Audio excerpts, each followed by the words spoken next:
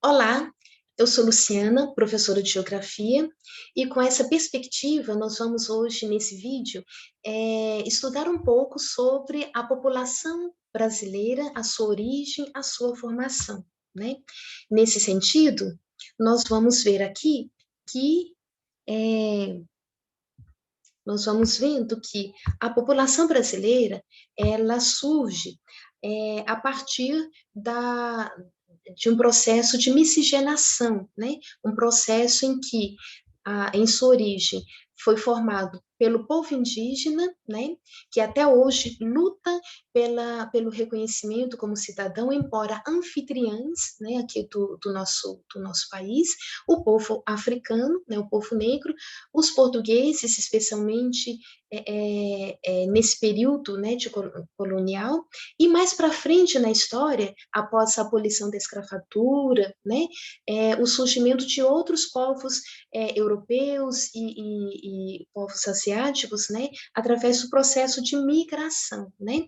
Então nós temos a miscigenação, que é a mistura de vários povos, essencialmente os indígenas, os negros e o povo europeu, especificamente, né, com destaque para os portugueses, né, formando o povo brasileiro.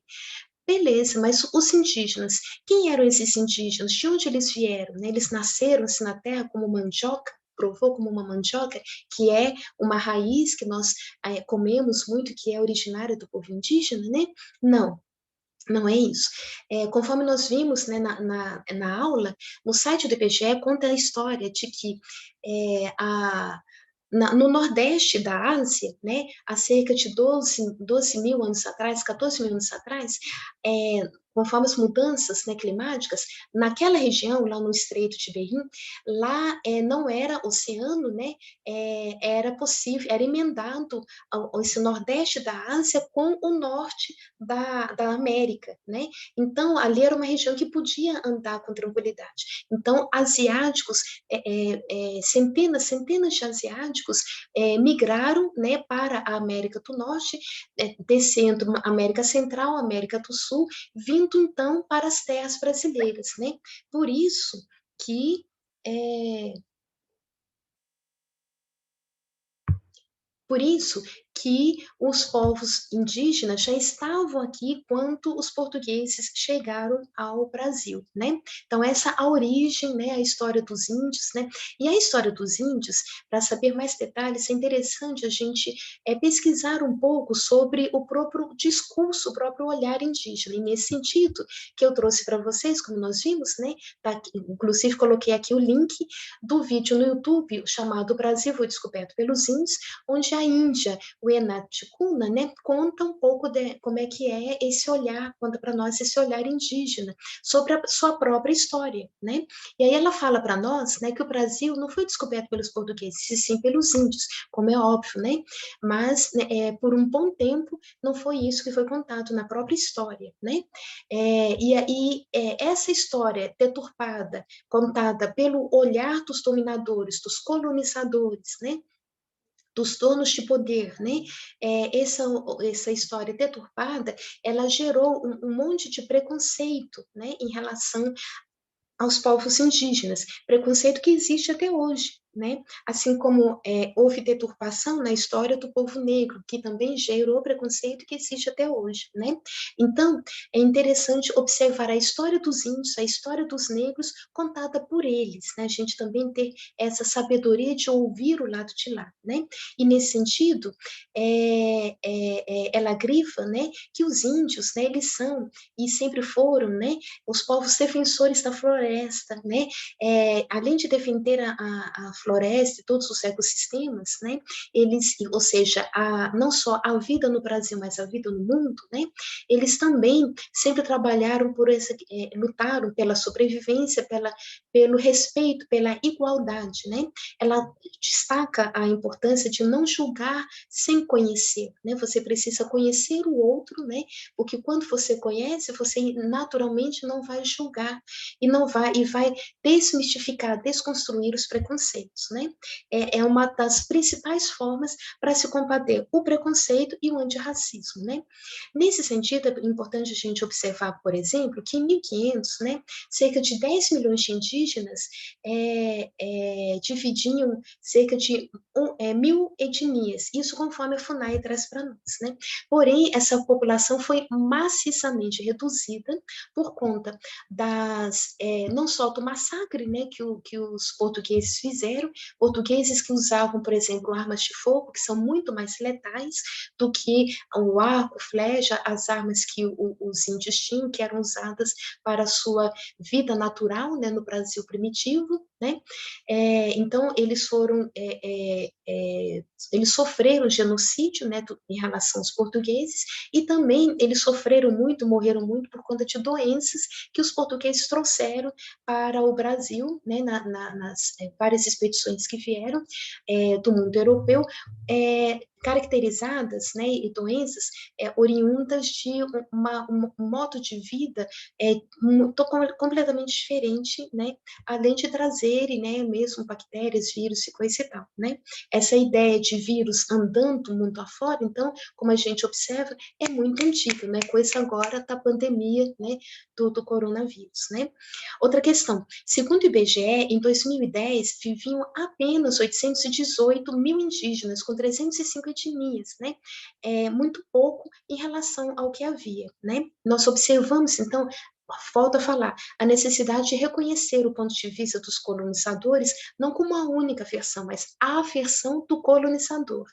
E isso faz total diferença, né? Porque aí a gente passa a observar a pluralidade da cultura indígena e reconhecer o seu aspecto de anfitrião, reconhecer toda a riqueza dessa plural cultura, né? A sua história, a sua ancestralidade, a sua tradição de oralidade, né? Ele como verdadeiros defensores dos nossos biomas, né? E aí, alguns estereótipos a gente vai jogando fora, por exemplo, que no caso de índio, é na oca, né? É na tribo, não é assim. Ele vive onde ele quiser, inclusive nas cidades grandes, usando celulares, fazendo faculdades, auxiliando a população brasileira do modo como quiser, né? Como eles bem estão sabendo fazer, né? Outra questão. Era do passado e ainda é do presente, né, a luta pela sobrevivência, né, para não ser morto, né, infelizmente nós temos aí um grupo de ruralistas, grupos de seringueiros, de madeireiros, né, que buscam as terras indígenas, invadem, porque nas regiões indígenas, né, que ainda existem, elas são um tesouro não só em termos de bioma, mas é um grande tesouro também em termos de ouro, de pedras preciosas, e aí esses piratas modernos, né, piratas do seco, né, eles têm também essa intenção. Fora os ruralistas que querem apenas expandir as suas terras, né, indo o Brasil afora, né, assim como foi feito desde o início da ocupação, né, tomando conta de terras sem que essas terras fossem deles, né, dessa forma usurpadora. Então, continuam fazendo isso e do mesmo jeito ilegal, irresponsável, em detrimento não só das vidas indígenas, das terras indígenas, do direito deles de posse das terras deles, né, como também dando uma continuidade ao genocídio em relação aos índios. Muito triste isso. E os povos africanos? Bom, cerca de 4 milhões de negros, né, africanos, né, de vários países, né, como aqui a gente tem Angola, o Congo, entre outros, foram sequestrados, a palavra certa é essa. Eles estavam lá na sua família, na sua casinha, e foram sequestrados por conta de conflitos existentes lá na época, lá no continente, né? Então, opositores, né, grupos opositores, né, sequestravam essas pessoas, homens, mulheres, às vezes até crianças, né, para torná-los prisioneiros, né, vendê-los como mercadorias, né?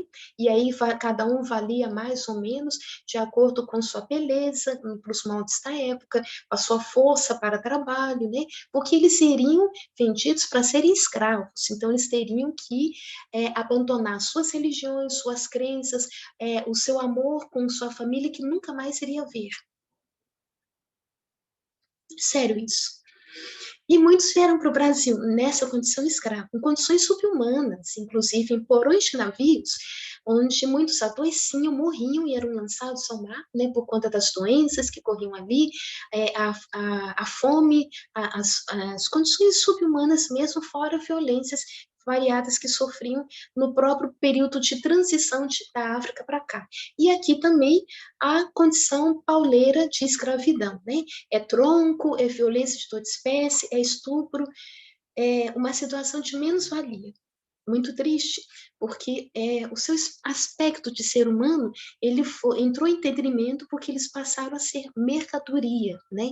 E, infelizmente, até hoje, essa herança de desvalorização do povo negro, do povo indígena, ainda existe. Aqui no nosso Brasil de 2021, é para pasmar, mas infelizmente isso ainda acontece, né? Alguns negros que conseguiam fugir de todo esse contexto triste, né, para as matas e tal, né, conseguiram se agrupar, formaram então alguns quilombos que mais tarde conseguiu se estruturar, formando comunidades quilombolas. No presente, na atualidade, nós temos mais de 3.000 comunidades, né, que, naturalmente com cidadãos livres, né, descendentes do povo que era escravo, né, e a Bahia é o estado que mais tem comunidades quilombolas, né, e o Amazonas e Rondônia é o que menos tem. No presente, o que essas comunidades fazem? Muitas coisas, o principal é orientar no Brasil o movimento antirracista, né, porque é aquela questão, não basta você não ser racista, você tem que trabalhar com o movimento antirracista. E isso é muito amplo, passa pela preservação das culturas, das tradições, né, todo o respeito necessário à comunidade negra, no sentido de, inclusive, resgatar os séculos, né, de dívida que a gente tem com esse povo, todo o povo negro. E os povos europeus colonizadores? Bom, a partir do século XVI, eles vieram para cá, os portugueses, né, para dominar, para ocupar, a política de ocupação mesmo, né? Então, o que é isso? É só retirar o que puder, né, para que possa virar lucro, né? E com esse lucro da retirada de muita árvore, especialmente para o Brasil, que até eu tenho um nome ao país, né? O lucro pelas lavouras de cana-de-açúcar, a extração de minérios, principalmente ouro, né? Com tudo isso, ele conseguiu, em breves anos, né, de ocupação, pagar a dívida externa que Portugal tinha com a Inglaterra, né, através dessa mão de obra escrava, né, através de todo esse contexto de exploração. Depois de 1500, o genocídio e o etnocídio, o que significa isso? O genocídio, né, essa coletividade de mortes, né, e o etnocídio, mortes específicos pelas etnias, né, a indígena e a negra, né, nesse contexto todo, os portugueses promoveram a miscigenação. Então, a população brasileira, em síntese, então, ela é formada, então, pela mistura, né, que veio através até dos estupros, né, através dessas gerações que foram nascendo, né, nessa mistura toda, né, essa mistura toda promoveu a nossa sociedade brasileira, a nossa população brasileira, formada em base por indígenas, o povo português, né, europeu, especialmente português, e o povo negro, né? Dessa mistura, dessa vinda dos negros e também dos portugueses, nós herdamos, e dos índios, né, nós herdamos idioma, palavras, né, arte, música, culinária, religião. Importante destacar que os negros e os índios, eles não puderam cultuar, né, manter em origem, né, em essência, sua religiosidade. Os índios, inclusive, passaram pelo processo, né, de mudança de religião, né, de educação religiosa feita pelos jesuítas, né, católicos, né, e os negros tiveram que engolir e negar ao longo do processo de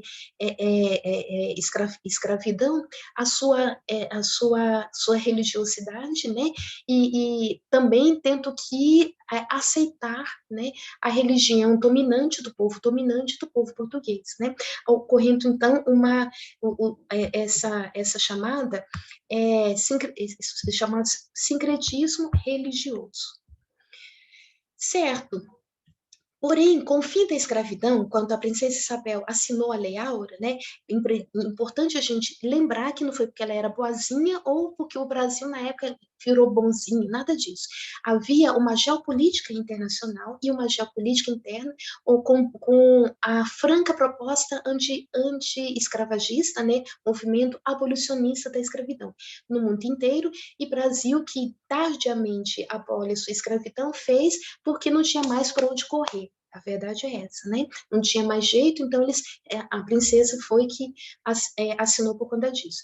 Tanto é que não foi porque era bonzinho, que esses negros que foram libertos, né, com o fim da escravidão, eles foram soltos no mundo, né, como se diz, com a mão na frente e outra atrás, né? Não, o Estado brasileiro, com E maiúsculo, ele não fez nenhuma política governamental para amparar essas centenas de negros que estavam saindo das senzalas, né? Muito pelo contrário, tipo assim, se vira, né? Vocês não queriam ser livres, agora se vira, né? E tanto é também que para substituir o trabalho deles nas lavouras, né, onde os negros eram escravos, todas as diversidades de trabalho escravo que eles tinham, o Estado brasileiro fez muita campanha, massiva uma campanha no exterior para a vinda de povos estrangeiros, né? E vieram muitos povos estrangeiros, né? Centenas nos navios, italianos, espanhóis, alemães, sírios, libaneses, muitos japoneses, né? Outros orientais como chineses, coreanos, né? Todos eles vieram para trabalhar ganhando salário. Olha a diferença do trato. Né? Enquanto os negros eram escravos, comiam o pão que o diabo amassou, como fala na expressão popular, os outros imigrantes vieram como gente, tratados como gente. Olha a diferença. Essa diferença, ela é significativa, ela é importantíssima, porque ela marca até hoje o Brasil que nós temos hoje. Essa história nossa, esse ranço, ele vem se arrastando até hoje, né? E é preciso haver muito processo de desconstrução, né, dessas ideias equivocadas, preconceituosas, de que o negro é inferior, de que o índio é inferior, para que a gente possa enxergá-los tal como eles são, né, responsáveis pela origem do nosso povo, né, deram sangue, deram a alma para o nosso povo, isso tudo precisa ser reconhecido e valorizado, né. Também preciso valorizar a contribuição cultural, também as palavras, a arte, a música, as mesmas coisas, festas típicas que esses imigrantes trouxeram para nós, né? E essa população brasileira, então, cresceu muito, porque nessas centenas de anos aí, as gerações foram se multiplicando, né? Essa mistura aumentando, né? Esses nativos todos, né? Mais os imigrantes que vieram, centenas de imigrantes, também aumentando, né? Crescendo as famílias, né? Isso tudo fez com um chamado crescimento natural da população brasileira, né? Por que natural? Porque foi naturalmente, né? Observemos, porém, que de 1500 até 1872 não há registros de como é que foi esse crescimento numéricos, estatísticos. Por quê? Não tinha IBGE na época, que o Instituto Brasileiro de Geografia e Estatística não tinha, né? Censo só foi começar a acontecer no Brasil a partir de 1872, onde a gente observou mais de 9 milhões de habitantes, sendo eles imigrantes e descendentes brasileiros, né? Observamos também que no início do século XX já aumentou para 17 milhões. Em 2000, quase 170, e hoje quase 191 milhões, né? Onde o Brasil, então, é o quinto país mais populoso do mundo. Olha que povão lindo que somos, né? Aí observamos então também que a chegada desses imigrantes, né, e mais um outro ponto, que é a queda da mortalidade da população brasileira, fez com que houvesse, a partir de então, uma queda um pouco nesse crescimento que era célere da população. Como é que é isso? Né? Então, diminui as crianças que havia muita mortalidade, muita criança que nascia morria, parou de morrer, como é que é isso? Sim, exatamente isso. Por quê? Melhorou as condições de saúde pública, melhorou o desenvolvimento da ciência em geral, da medicina em geral, melhoraram os medicamentos, vacinas surgiram, né? Prevenção começou a ser feita com mais seriedade, responsabilidade encampada pelo Estado, ou seja, o governo começou a encampar essas coisas, campanhas de vacinação, doenças foram mais controladas, como tuberculose, tétano, cólera, sarampo, né? Doenças que matavam muita gente, né? Então, essas pessoas deixaram de morrer por essas coisas que foram controlados, além de outras medidas, como, por exemplo, sanitárias, medidas sanitárias como a implantação de rede de esgoto e água tratada nas capitais, e aos poucos crescendo no efeito onda, né, para cidades vizinhas, né, não todas, porque até hoje nós sabemos que no Brasilzão nós temos aí muitas cidades no interior do Brasil que ainda não tem água tratada, não tem esgoto, infelizmente, medidas importantes, inclusive, para diminuir doenças, melhorar essa situação nossa, né, de sanitarismo, né? Aí, o que, que a gente observa aqui na sequência? Outra coisa importante, que é o fato de, na área rural, né, na agricultura, muitas famílias adotaram a medida de ter muitos filhos para que esses filhos pudessem auxiliar lá no trabalho na parte rural. Era uma prática muito natural isso acontecer, né? Então, com isso tudo, isso fez com que aumentasse essa população. E aí, esse crescimento, esse aumento da população, que a gente chama de crescimento natural e vegetativo, passou a ser estudado. Como que passou a estudar isso? Simples, né? Através da taxa de natalidade, ou seja, pegou o percentual de pessoas que nasciam naquela época X, né? Diminuía dos que morriam, e a partir daí você tinha a taxa de crescimento natural das pessoas. E aí a gente vê que a partir de 1960, isso cai, né? Como é que cai a partir de 60? Por conta de algumas situações, né? E cai sério, né? Por exemplo, em 1950, a gente tinha uma média de 6%, 6,2 filhos por família, né? Em 91 já cai para 2,8 filhos por família, em 2017 já cai para 1,6 filhos por família, uma queda muito sentida, né? Por que que isso acontece? Transformações sociais que aconteceram no Brasil, processo de industrialização, né? Que gera uma urbanização nas metrópoles, nas grandes cidades, né? As famílias dessas cidades passam a ter mais despesas nas áreas urbanas, com alimentação, com educação, habitação, essas coisas todas, automaticamente reduzem a quantidade de filhos, né? Outra questão importantíssima, a mulher passa a entrar no mercado de trabalho, e aí, o fato de ela trabalhar em casa, de ela trabalhar fora de casa, automaticamente fez com que reduzisse a sua taxa de natalidade. Outra importante questão, o uso dos métodos anticonceptivos, né? E nesse período para cá, as mulheres tiveram grandes conquistas, né? Que auxiliaram muito no desenvolvimento da economia brasileira. E aí fica a dica: o Brasil precisa investir na mulher, precisa investir nas pessoas. Quanto mais investe no povo, mais o povo dá o retorno. Bacana, né? Observa, por exemplo, a questão do trabalho, né? 43% da mão de obra feminina em 2015, ou seja, quase 50% em 2015 da mão de obra oficial já era feminino, né? Apesar disso, não ganhava muito bem essa mulher, né?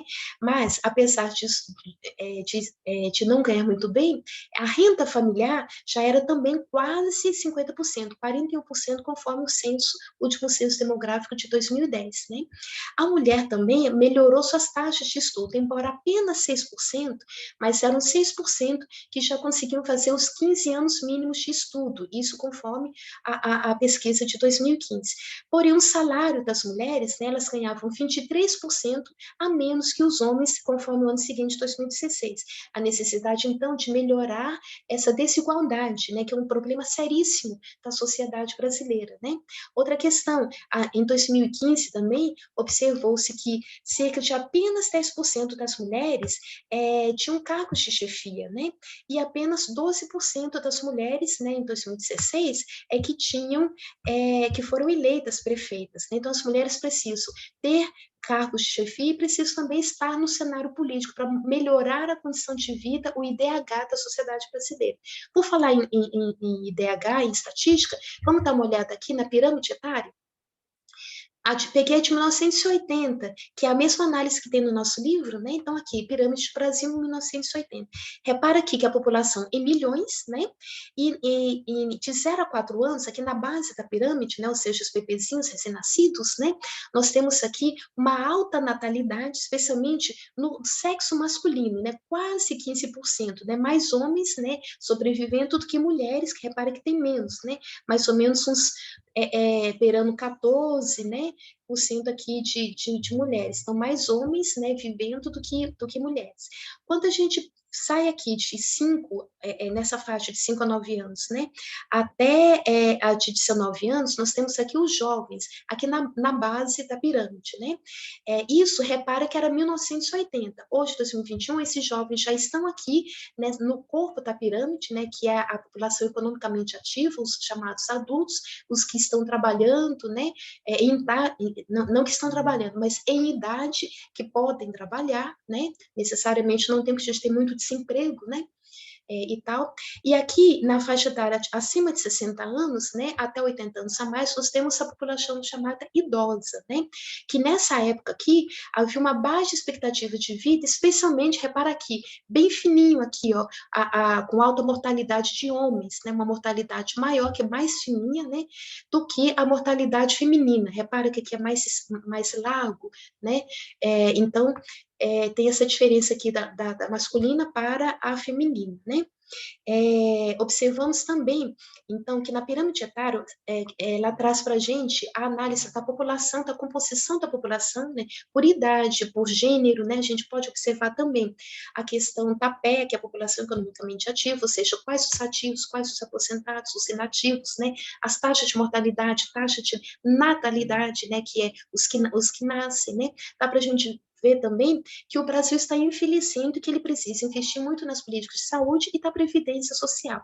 Isso a gente observa, por exemplo, aqui nesse gráfico, né, do IBGE, que mostra brasileiros acima de 65 anos, que em 1960 eram 4,7% da população. Em 1910, no último censo, aumentou para 7,4% e a previsão para 2060 era de 26,7%. Eu falo era porque ano passado, 2020, começou a pandemia mundial e no mundo inteiro, inclusive no Brasil, começou a pandemia por matar idosos, né? E hoje, 2021, já mata idosos e jovens. Então, provavelmente, esse dado aqui vai ser alterado, né, mais para frente, né? Vamos ver também aqui do lado uma imagem muito bacana que nós compartilhamos também nas atividades, em sala de aula, né? Que é esse ciclo aqui de harmonia, quando todos os direitos das pessoas idosas são garantidos, né? E isso aqui é assegurado pelo Estatuto do Idoso, pela Lei 10.741 de 2003, né? Que coloca aqui a importância de garantir os direitos da vida, liberdade, respeito, dignidade, alimentação saudável, saúde, né? Precisamos desenvolver muito nessa questão da saúde, né, todas as políticas básicas, né, educação, de cultura, esporte, lazer, porque o idoso também tem direito a tudo isso, né, a profissionalização e trabalho, né, para que ele possa ter uma aposentadoria melhor, caso queira ainda trabalhar também, né, a relação da previdência social, a assistência social, habitação, transporte, tudo isso precisa ser aprimorado para os nossos idosos. E aqui nós finalizamos com as hashtags importantíssimas, vidas indígenas importam, vidas negras importam, vidas idosas importam, vidas humanas importam. Beijo para todo mundo e muito obrigada. Até a próxima.